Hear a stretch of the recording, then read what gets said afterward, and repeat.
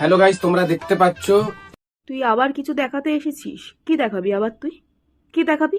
যে অক্ষয় খান্না যে ড্রেসটা পরেছিল, মানে রহমান ডাকাত যে ড্রেসটা পরেছিল, সেই ড্রেসটা মস্তান ভাই পরে আছে। দেখতে পাচ্ছ তো তোমরা? আহ, তুমি খুব ভালো কাজ করেছো, খুব ভালো কাজ করেছো। তোমার জন্য একটা কথা হয়ে যাক, গড়ে নাই নুন, ছেলে সাজে মিঠুন। রেহমান ডাকাতের ড্রেস পরেছি, তারপরে তোমার এই ড্রেসটা কি গুচি স্পন্সর করলো? দেখি নিশো, তোমাকে কোন ডাকাত লাগছে তুমি দেখেছো আয়নায় নিজেকে একবারও? ভাই আমার,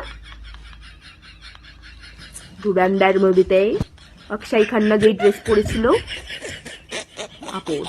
মুম্বাই থেকে আনা হয়েছে।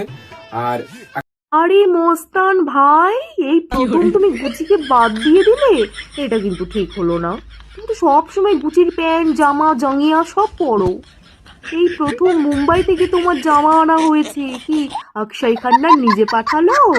এই মুম্বাই থেকে কে এনে দিয়েছে তোমাকে জামাটা? কে এনে দিয়েছে? ভাট একটা, ভাট একটা ভাট তুমি। রহমান ডাকাত যে চশমাটা পরেছিল, সেই চশমাটা এখন মস্তান ভাই পরবে, ঠিক আছে? কি মোস্তান, চশমাটা কোথা থেকে আনা হলো এটাই তো বললি না। মুম্বাই থেকে নয় ড্রেস এসেছে, চশমাটা, চশমাটা নিশ্চয়ই ধর্মতলার 100 টাকার মাল। নিশ্চয়ই ওটা ধর্মতলার 100 টাকার মাল, তাই তুই বলিসনি।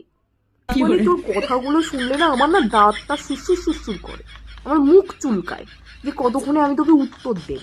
এমনি এমনি তোকে আমি ভাঁট বলি না, শালা ভাঁট বকে সারাক্ষণ।